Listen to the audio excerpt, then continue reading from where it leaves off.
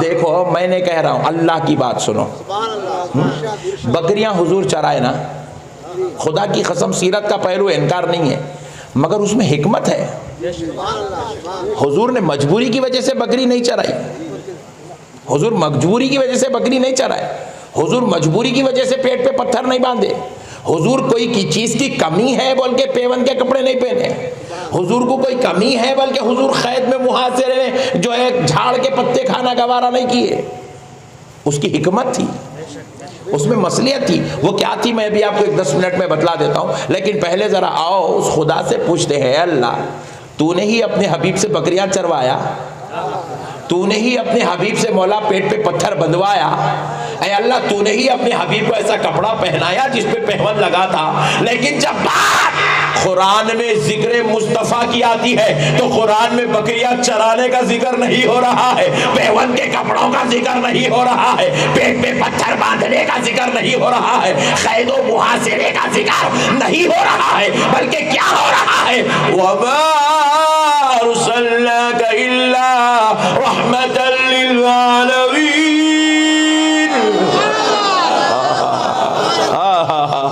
ارے اب بکریاں چرانے کا ذکر نہیں، خدا تعارف کرا رہا ہے، اے قرآن پڑھنے والوں، میں نے تمہارے بیچ میں جس محمد کو اتارا ہے وہ کوئی اور نہیں، میں نے اسے سارے عالموں کے لیے رحمت بنا کر اتارا ہے۔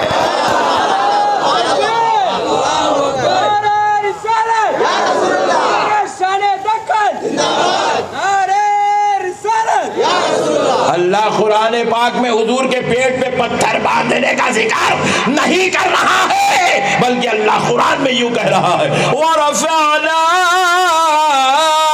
لَكَ ذِكْرَكَ، اے حبیب ہم نے آپ کی خاطر آپ کے ذکر کو بلند کر دیا، اتنا بلند، اتنا بلند، اتنا بلند، 1,24,000 پیغمبروں کا ذکر ایک طرف، میرے مصطفیٰ تیرا ذکر ایک طرف،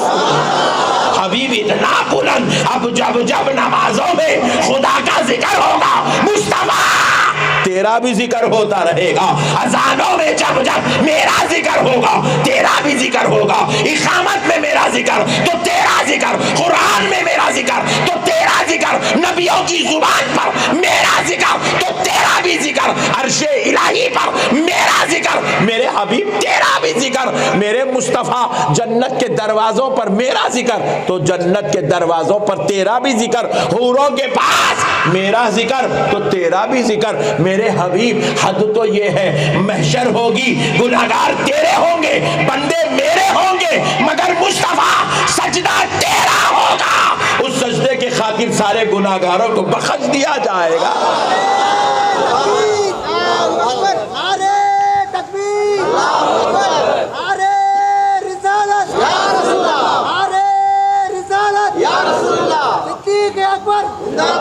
فاروق اعظم زندہ باد، عثمان غنی زندہ باد، امام اعظم زندہ باد، شہید اعظم زندہ باد۔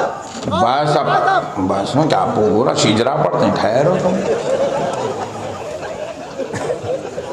انہوں بھی عاشق نکل گئے بیچارے، یہ پیروں کے مریدہ رہے تو ایسی رہتے عاشق رہتے، بازو والوں کا نہ پیر ہے نہ مرشد ہے، اس لیے رکھے رہتے۔ مسئلے کو سمجھو، مسئلے کو سمجھو مسلمانوں، دین سمجھداری کا نام ہے۔ بھائی اگر نبی کا تعارف تو ہم سے نہیں لینا چاہتا تو مت لے، کم سے کم قرآن سے لے لے، قرآن سے تو لے لے یار۔ قرآن میں بتا اللہ نے کہاں ذکر کیا کہ حضور بکریاں چراتے تھے، حضور جو ہے پیٹ پہ پتھر باندھتے تھے، حضور پہون کے کپڑے پہنتے تھے، قرآن میں یہ ذکر کہاں ہے؟ مگر ہاں یہ ذکر قرآن میں ضرور ہے، وَلَسَوْفَ يُعْطِيكَ رَبُّكَ فَتَرْضَىٰ، اے میرے حبیب تیرا رب تجھ کو اتنا دے گا، اتنا دے گا کہ تو اپنے رب سے راضی ہو جائے گا۔ حبیب تیرا رب تجھ کو راضی کرے گا، تجھ کو اتنا دے گا کہ تو اپنے رب سے راضی ہو جائے گا۔ پھر فرماتا ہے تِلْكَ الرُّسُلُ فَضَّلْنَا بَعْضَهُمْ عَلَىٰ بَعْضٍ مِّنْهُمْ مَنْ كَلَّمَ اللَّهُ وَرَفَعَ بَعْضَهُمْ دَرَجَاتٍ۔ اللہ کہہ کہہ رہا ہے ہم نے ان رسولوں میں سب رسولوں پر ایک رسول کو فضیلت دی.